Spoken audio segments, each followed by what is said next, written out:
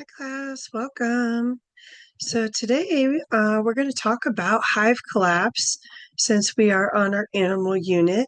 And I spoke to you a little bit about this right before we finished our week last week. And this is just a very interesting topic to talk about.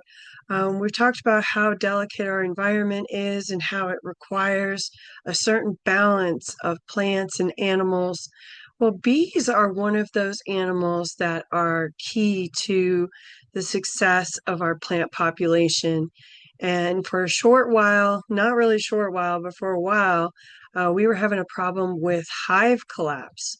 So bees, they get their food and nutrients from flowers in the form of nectar and pollen, and they also get floral oils. This is actually a picture of a bee from my yard. My husband took this picture. I really love it.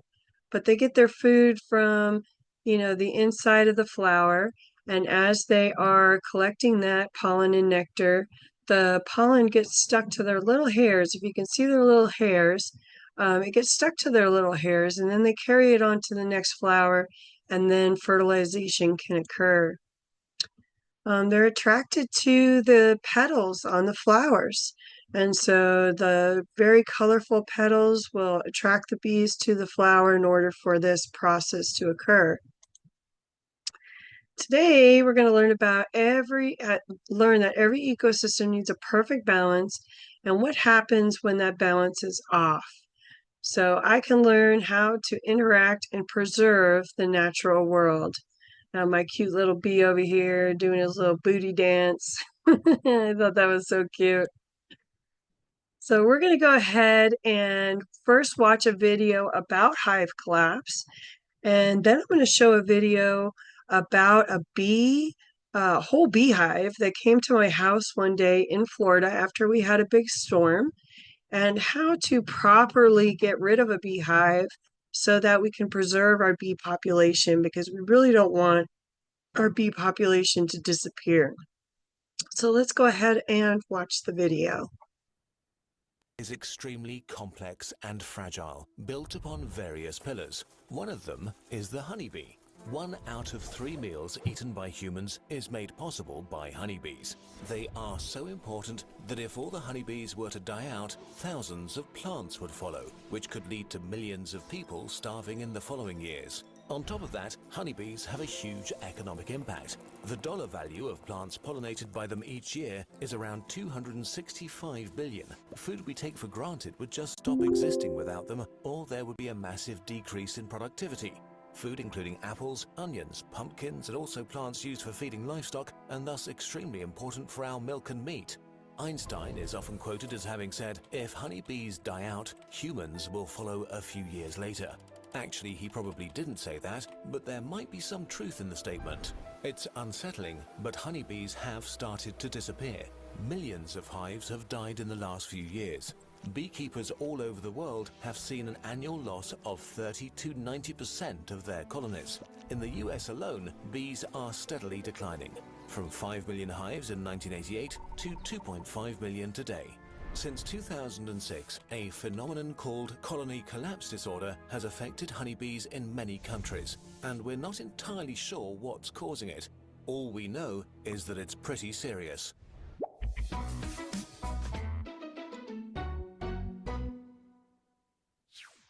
Over the last few decades, bees have seen an invasion of very dangerous foes. Parasites straight out of a horror movie, like a carapace woody. Microscopic mites that infect the trachea, that's the breathing tubes, of bees. Here, they lay their eggs and feed from the fluids of their victims, weakening them considerably and spending their whole life inside the bees. Or Varroa destructor, a fitting name because they can only reproduce in honeybee hives and are one of the bee's greatest enemies. The female mite enters a honeybee brood cell and lays eggs on the bee larva before it's about to pupate and before the hive bees cover the cell with a wax capping. The eggs hatch and the young mites and their mother feed on the developing bee in the safety of the capped cell. The bee is not normally killed at this stage, just weakened, so it still has enough strength to chew its way through the wax capping and release itself from the cell. As it does, It releases the mother mite and her new offspring from the cell, and these are free to spread across the hive, starting the process over again in a cycle of about 10 days. Their numbers grow exponentially, and after a few months, this can lead to the collapse of the entire beehive. Once outside of the cell, adult mites also suck the bodily fluids of bees and weaken them considerably. To make things worse, they also transmit viruses that harm the bees even more and can lead to birth defects like useless wings. But there are other threats too, such as viruses and fungi. Under normal circumstances, these phenomena should be manageable and are not enough to explain the horrendous amount of dying going on in bees. Over recent years, new insecticides have been introduced that are deadly to bees. Neonicotinoids, a chemical family similar to nicotine, was approved in the early 1990s as an alternative to chemicals like DDT. They attack insects by harming their nervous systems. Today, they are the most widely used insecticides in the world. Globally, they saw sales of 1.5 billion euros in 2008, representing 24% of the global market for insecticides. In 2013, neonicotinoids were used in the US on about 95% of corn and canola crops, and also on the vast majority of fruit and vegetables like apples, cherries, peaches, oranges, berries, leafy greens, tomatoes, potatoes, cereal grains, rice, nuts, grapes, and many more. Bees come into contact with the toxin while collecting pollen or via contaminated water, often bringing material into the hive where it can accumulate and slowly kill the whole colony. The toxins harm bees in a variety of horrible ways. In high enough doses, it quickly leads to convulsions, paralysis, and death. But even in small doses, it can be fatal. It may lead to bees forgetting how to navigate the world, so bees fly into the wild, get lost, and die alone, separated from their hives. If this happens often enough, a hive can lose its ability to sustain itself. We know that neonicotinoids are harmful to bees and that we urgently need an alternative to it. But there are billions of dollars to be made in delaying this. Studies sponsored by the chemical industry magically appear to prove a much lower toxicity to bees compared to those produced by independent scientists. There are even more factors contributing to the demise of bees, like too much genetic uniformity, crop monocultures, poor nutrition due to overcrowding, stress because of human activities, and other pesticides. Each of those factors on its own is a major problem for bees, but together they probably account for colony collapse disorder. With parasites upping their game in recent decades, the honeybees are now fighting for survival. It would be a catastrophe if they lost this fight. This is a conundrum we have to solve if we want to continue living with a relative abundance and diversity of food. Humanity is deeply interconnected with Earth and the other life forms on it. Even if we pretend that we're not, we have to take better care of our surroundings. If not to preserve the beauty of nature, then at least to ensure our own survival. This video is supported by the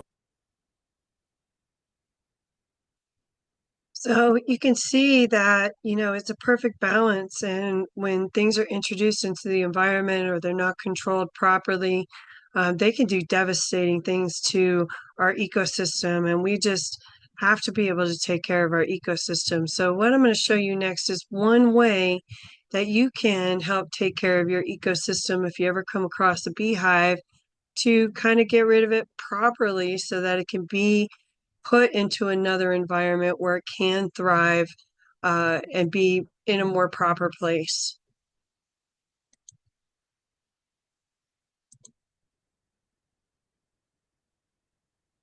A bee colony displaced by a storm came to visit my house this week, so we called a beekeeper to come and get them.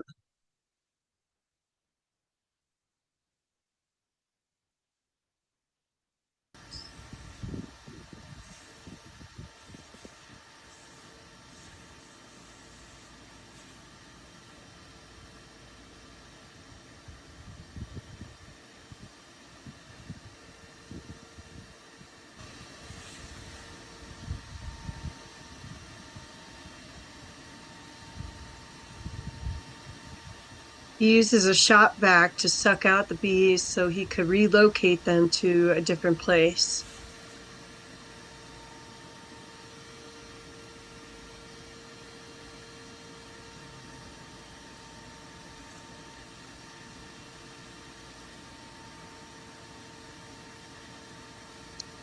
That is the honeycomb that he is removing from the bees. The bees actually made a lot of honeycomb while they were up there, and they were up there for a very short period of time.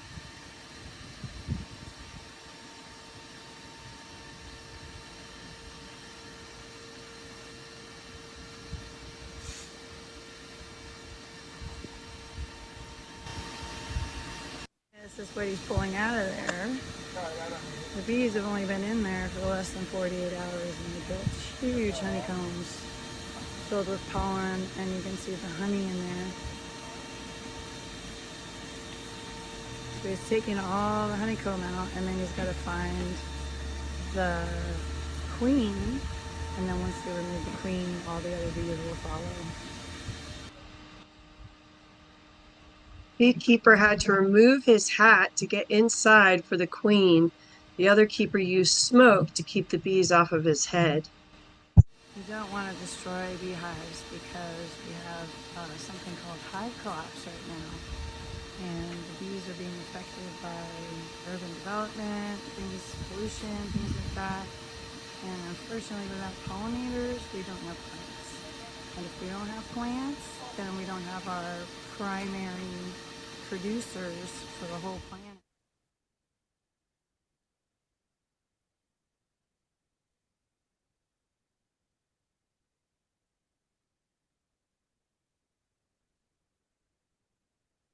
That's the amount of honeycomb that they produced in less than 48 hours. This is where they gathered in the wall. A typical colony will have one queen and hundreds of male drones and up to 80,000 female workers.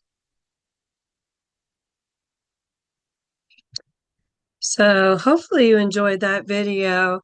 That is definitely a way that you can take care of our bee population is by, moving them to a more proper environment. So what you're going to do now is click on the link above your video so that you can complete this exit ticket, answer these questions. Why are honeybees so important to the ecosystem? What are the beekeepers doing in this video? And what did the bees create in less than 48 hours in this video? Name all three. So if you can't remember the answers to these questions, you can go back and watch the video again. Hopefully you guys have a great week. We do have one more session for you to watch this week since I am out. I really hope that you guys take this time to work on your projects, do your reading, and get everything complete. All right, thanks. Have a great day.